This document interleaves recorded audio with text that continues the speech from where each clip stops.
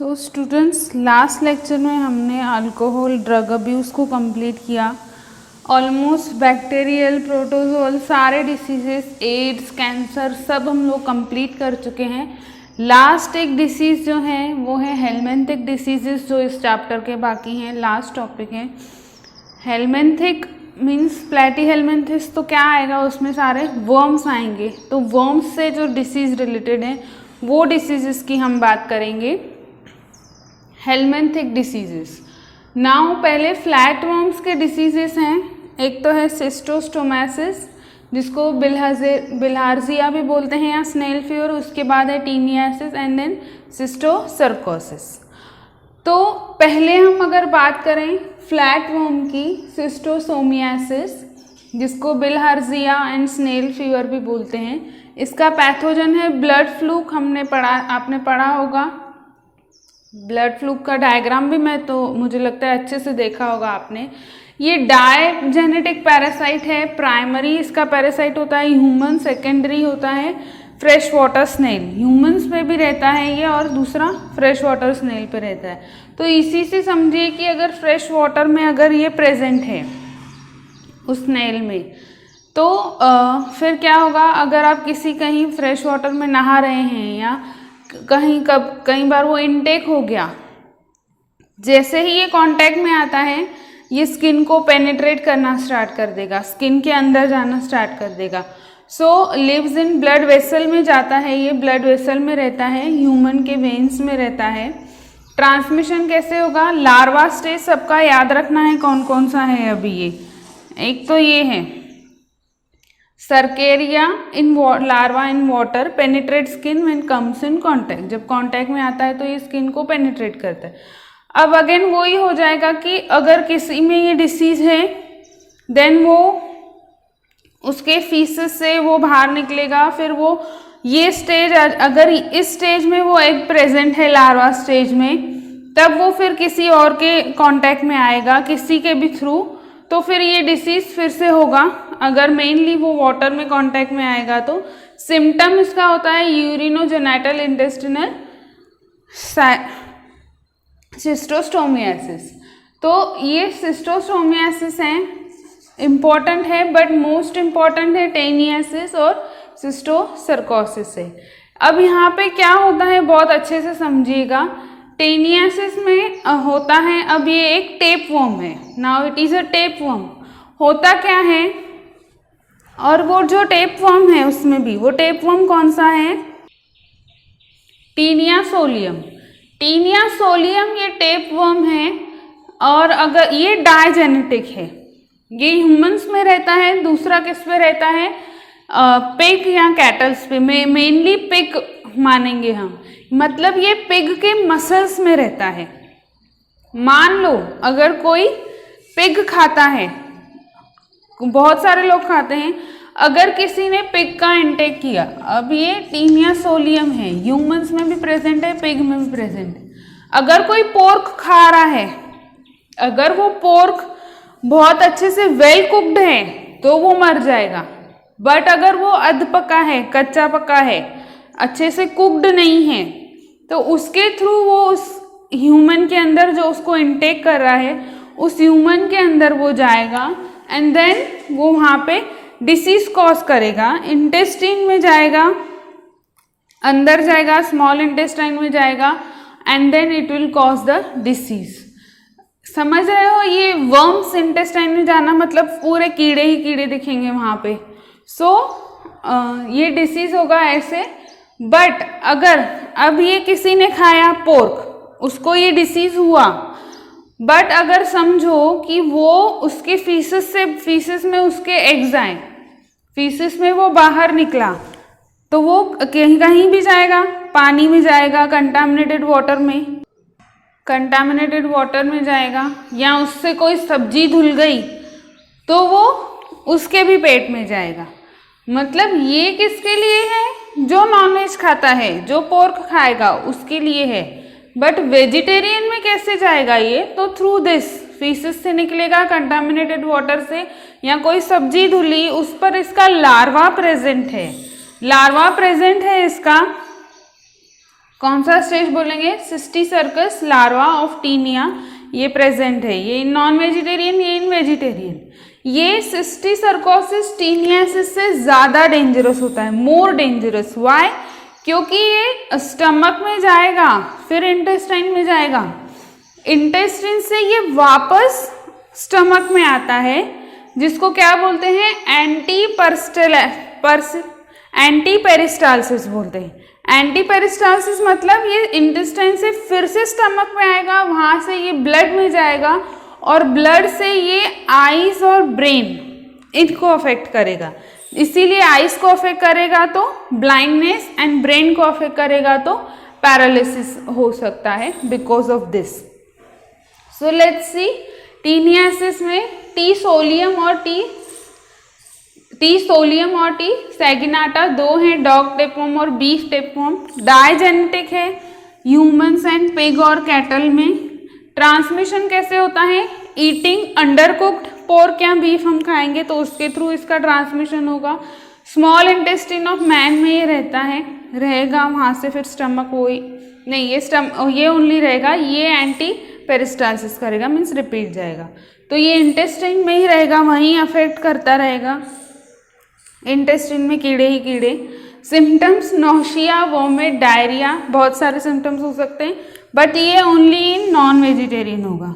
Cysticercosis में यहाँ एक पॉइंट और ऐड करने ला कि it is more dangerous than taeniasis. Vegetarians में होगा, लार्वा स्टेज होगा, टीनिया का ही लार्वा होगा। ट्रांसमिटेड बाय, ट्रांसमिशन कैसा होगा? बाय इंजेक्शन ऑफ एग्स को, इसके एग्स जो हैं वो कौन से? ऑन्कोस्पियर्स बोलेंगे उनको।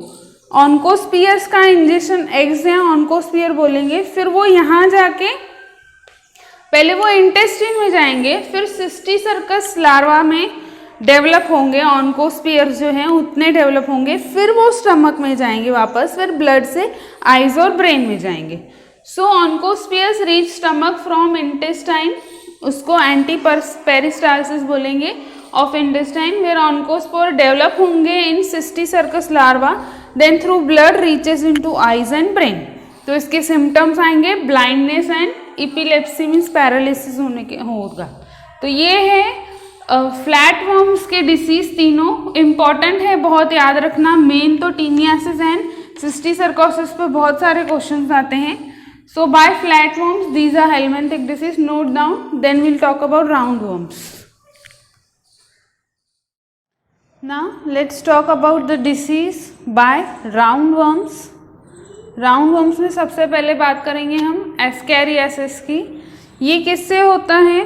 तो इट इज़ होगा, इसका जो पैथोजन है वो है ल्यूम्ब्रिकॉइड, एस्कैरियासिस ल्यूम्ब्रिकॉइड, जो एक राउंडवर्म है। मोनोजेनेटिक पैरासाइट होती है, मतलब ये कहाँ रहती है? ह्यूमन के स्मॉल इंटेस्टाइन में रहती है। तो इसका खाना पीना कैसे होगा अगर ये ह्यूमन के स्मॉल इंटेस्टाइन में रहती है? तो अगर आपको याद होगा तो वॉल होती है इंटेस्टाइन की, सब म्यूकोजा याद है? तो ये उसको खाने लगती है, उस वॉल को खाने लगती है, वो उनका खाना होता है। अगर उनको खाती है तो उसमें ब्लड वेसल्स भी प्रेजेंट होंगे, वो भी टूटेंगे, उनको भी खाएगी। उससे क्या होगा? इंटरनल ब्लीडिंग स्टार्ट होती है। और इसका ट्रांसमिशन कैसे है? अगर इनके एग्स जो हैं जुवेनाइल स्टेज में प्रेजेंट हैं, और अगेन वो ही आएगा कि कंटामिनेटेड वाटर हुआ, फूड हुआ, उनमें वो एग्स आ गए, उस पानी से वो सब्जी धुली, उसको खाया, या पानी में वो एग आ गया, तो वो फिर अंदर जाके ह्यूमन इंटेस्टाइन में ग्रो होके और ये सब डिसीज फॉर्म करेगा। क्या करेगा? सक्स ब्लड फ्रॉम स्मॉल इंटेस्टाइन से, फिर वो ब्लड सक करने लगेगा क्योंकि खाना उसका वही है। सिम्टम्स इसके क्या क्या आएंगे? इंटरनल ब्लीडिंग होती है, जैसे मैंने बताया कि ब्लड वेसल्स भी टूटेंगे तो ऑब्वियसली इंटरनल ब्लीडिंग होगी। इनडाइजेशन होता है प्रोटीन्स का, मसल में पेन होने लगता है, फीवर होता है, और इंटेस्टिनल पैसेज जो है वो ब्लॉक हो जाता है। मतलब समझ रहे हो, उस इंटेस्टाइन में अगर ये एग आ गया, एस्केरियासिस हो रहा है, बन रहे हैं, वो वर्म्स बन रहे हैं, तो पूरे वर्म्स ही इतने वर्म्स की वो पूरा इंटेस्टिनल पैसेज जो है पूरा उसको ब्लॉक कर देते हैं, इतने वर्म्स फॉर्म हो जाते हैं एंड फाइनली फिर ऑपरेशन करना पड़ता है, इतने सारे वर्म्स ही वर्म्स हो जाते हैं। तो और इसका इनटेक कैसा है, मोस्ट कॉमनली कैसे होगा, सिम्टम्स तो मैंने इसके बता दिए। मोस्ट कॉमन किस में होता है, ये उन चिल्ड्रंस में जो सॉइल को खाते हैं, सॉइल ईटिंग हैबिट होती है। So let's see, monogenetic parasite in small intestine of human, transmission by food water contaminated with, जिसमें क्या होगा, एम्ब्रियोनेटेड एग स्टेज, अगेन याद रखनी है, सेकेंड स्टेज जुवेनाइल एग, ये इसकी इन्फेक्टेड स्टेज है, यहाँ मैं लिख देती हूँ इन्फेक्टेड स्टेज, ये इसकी इन्फेक्टेड स्टेज हो गई। ये ब्लड को सक करती है from small intestine, internal bleeding, anaemia, protein indigestion, muscle pain, fever, blockage of intestinal passage, ये इसके सिम्टम्स हैं। इसमें इंटेस्टिनल पैसेज जो है वो ब्लॉक होता है, इतने एस्केरियासिस फॉर्म होते हैं, ये भी याद रखना है। Most common in childrens, most common in childrens, यहाँ पे लिखना childrens with soil eating habit. Treatment इसका जेंटल होता है, एक deworming metronidazole anti helminthic drug है, 1 साल में 1 बार दिया ही जाता है चिल्ड्रंस को मोस्टली, ताकि वर्म्स ना बने, कीड़े ना फॉर्म हो पेट में, उसके लिए ये जेंटल ड्रग है। इसके अलावा एल्कोपर ड्रग भी है और इसके अलावा शेनोपोडियम ऑयल भी है एक, बट ये जेंटल तो याद रखना है। Okay, now second is filariasis. Filariasis को और एक नाम दिया गया है एलिफेंटियासिस। एनसीईआरटी में इसका डायग्राम दिया है, बहुत अच्छे से देखना। एलिफेंटियासिस मतलब ये नहीं कि इसका एलिफेंट से कोई रिलेशन नहीं है, क्या है अभी हम आगे देखेंगे। इसका पैथोजन होता है वूशेरिया बैनक्रॉफ्टी या वूशेरिया मलाई, ये 2 पैथोजन इसके होते हैं। डायजेनेटिक होता है, ये ह्यूमन में रहता है, और दूसरा क्यूलिक्स मॉस्किटो। अब मुझे आपको मैसेज करके बताना है कि और कौन कौन से मॉस्किटोज हैं। मलेरिया किससे होता है, इसके अलावा जो हमने 3 डिसीज देखे थे, डेंगू, चिकनगुनिया और येलो फीवर, ये किससे होता है, कौन से मॉस्किटो है। फिलारियासिस में कौन सा मॉस्किटो है, मलेरिया में, सबके नाम मुझे अलग अलग से बताने हैं। इसमें क्या होता है, अब ये किसको इफेक्ट करती है, लिम्स को इफेक्ट करती है, मेनली लिम्ब को और स्क्रोटम को इन मेल्स में ये इफेक्ट करता है। मतलब अगेन वही हो गया, transmission by bite of female culex mosquito के ट्रांसमिशन से ये होगा, और उसमें ये प्रेजेंट होगा अगर मॉस्किटो में, तो फिर वो बाइट करेगी तो उसका ट्रांसमिशन होगा। Lymphatic system of human host में रहता है, ये लिम्फेटिक सिस्टम में रहता है, ऑर्गन्स में बहुत सारे सालों तक रहता है, बट क्या करेगा, यूजुअली कहाँ रहेगा, लिम्फेटिक वेसल्स में of lower limb and genital, उसमें gross deformities, it grosses deformities, मतलब ये क्या करेगा, मेनली मेल्स में लोअर लिम्स में और स्क्रोटम में सूजन आ जाती है, इसीलिए एलिफेंटियासिस बोलते हैं, बहुत बड़े बड़े सूज जाते हैं, scrotum as well as lower limb इसमें सूज जाता है, therefore it is called as elephantiasis. Mosquito का नाम इसका याद रखना है, बहुत इंपॉर्टेंट है, एनसीईआरटी में डायग्राम भी दिया है इसका। Therefore so these are round worm, ascariasis and filariasis, दोनों बहुत इंपॉर्टेंट है, you note this down, then आगे हम और राउंड वॉर्म्स की बात करेंगे। So these are some disease by round worms. Again हमने एक चार्ट बना लिया है उसका, एनसाइक्लोस्टोमियासिस, एंट्रोबियासिस, ट्रैकेनोलियासिस, ड्रैकोनोक्यूलियासिस, ट्राइकोरियोसिस एंड लोयासिस। लोयासिस वैसे याद रख सकते हैं, लोयासिस तो इसमें से जो पूछा जाता है वो मेनली इम्पोर्टेंट मैं बताऊंगी। एक लोयासिस है, इसके अलावा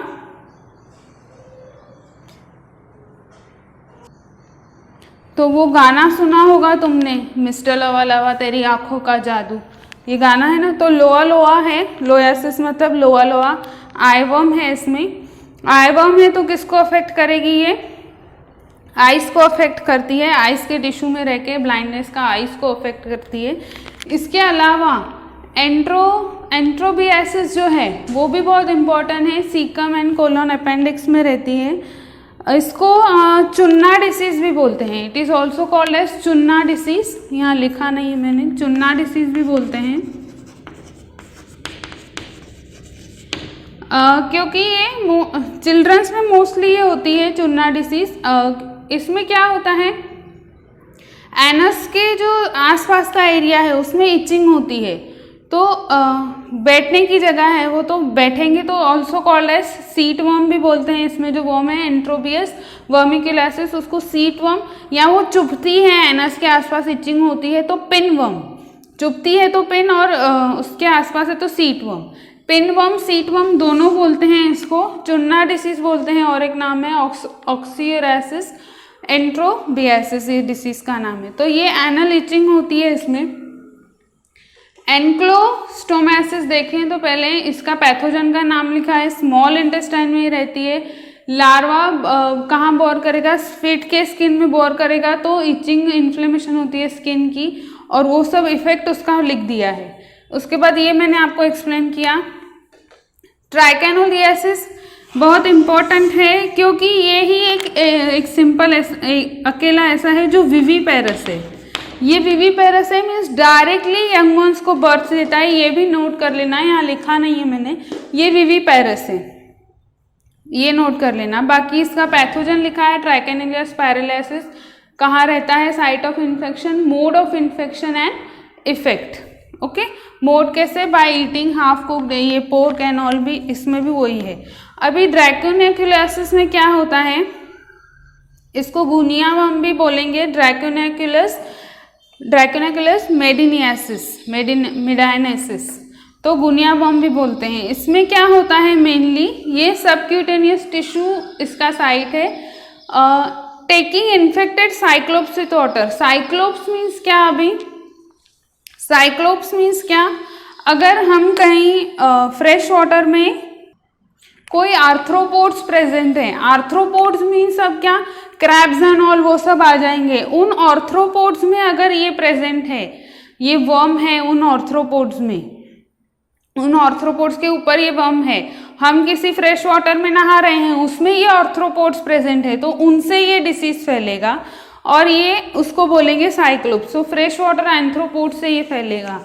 इसमें होता क्या है, ये एक तो ये सबक्यूटेनियस टिश्यू में रहेंगे, ह्यूमंस इन्फेक्ट करेंगे, ये अंदर जाते हैं स्किन में पेनिट्रेट करते हैं, फिर वो वहाँ पे स्किन में जाके वहाँ पे वो होल करें, इन्फेक्ट करेंगे वहाँ पे, नॉट होल, वहाँ पे इन्फेक्ट करना स्टार्ट करेंगे स्किन के नीचे।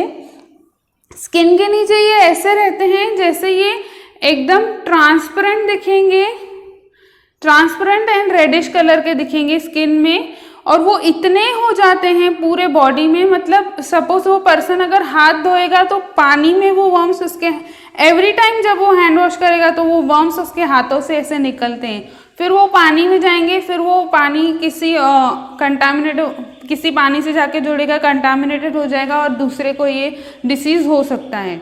इतने वर्म्स, मतलब पूरी बॉडी में वर्म्स वर्म्स वर्म्स ऐसे दिखते हैं। पेशेंट सीक करता है कि सीक टू डाई, मरने के लिए सीक करता है, इतने वर्म्स इसमें हो जाते हैं। सो ये हो गया ड्रैकोनेकुलासिस। इसके बाद है और दो हैं जो दिए हैं, ट्राइकोरियासिस एंड ये लोयासिस जो मैंने बताया। तो ये राउंड वर्म्स से सारे, इसको नोट कर लेना अच्छे से। मॉस्किटोज का नाम मुझे बताना नहीं भूलना। यहाँ पर हमारा ये चैप्टर पूरा कंप्लीट होता है with human health and disease, जिसमें सब कुछ, हर एक डिसीज हमने देखा है, हेल्थ क्या है, डिसीज क्या है, सारे डिसीज देखे। नेक्स्ट लेक्चर में हम एक नया चैप्टर स्टार्ट करेंगे।